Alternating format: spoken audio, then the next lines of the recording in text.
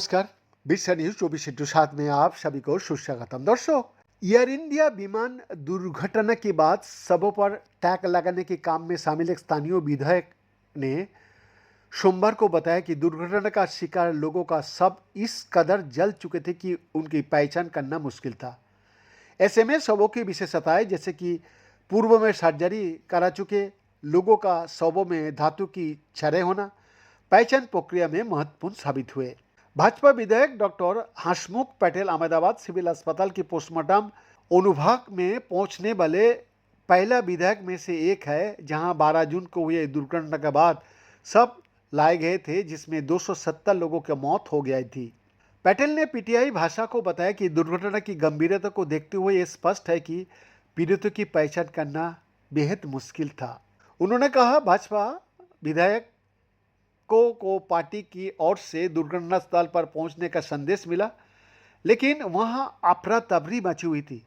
मैंने सिविल अस्पताल को फोन किया और बताया गया कि सब वहां लाया जा रहा है। वर्षों से निजी प्रैक्टिस कर रहे डॉक्टर पटेल ने बताया कि जब तक वो अस्पताल पहुंचे तब तक 7 से 8 सब पोस्टमार्टम कक्ष में लाए जा चुके थे और वो पूरी तरह से जल चुके थे। अब रायबारी से विधायक ने कहा कि कुछ शव इस हद तक जल गया है कि उनके कुछ हिस्से बाहर निकल रहे हैं। उन्होंने कहा, हमने शवों पर उनके आगमन का क्रम के अनुसार टैग लगाना शुरू किया। जहां भी संभव हो शरीर का अंग पर कपास की टैग से लगाए जाएंगे। सिर, छाती, हाथ कहाँ कहाँ है। सामान्य परिस्थितियों में पीड़ितों की पहचान उनकी शारीरिक लक्षणों जैसे बाल और आभूषणों की मदद से की जाती थी। हालांकि उन्होंने कहा कि दुर्घटना के समय विमान का तापमान 1000 डिग्री सेल्सियस से अधिक हो गया था, इसलिए उससे भी कोई खास मदद नहीं मिली। पटेल ने कहा, हमने जल्द ही पाया कि हालांकि कुछ शव जले हुए थे, लेकिन हम ये समझ पाए कि कुछ पीड़ितों का घुटने की सर्जरी हुई थी और कुछ का शरीर में चिकित्सीय कारणों से सर्जिकल प्लेट रॉड डाली गई थी।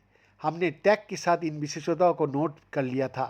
भाजपा ने पटेल को शवों की पहचान करने तथा डीएनए मिलान के लिए नमूना देने में रिश्तेदारों की सहायता करने के लिए नियुक्त किया था। उन्होंने कहा, विशिष्ट शारीरिक विशेषताओं वाले शवों को अलग कर दिया गया।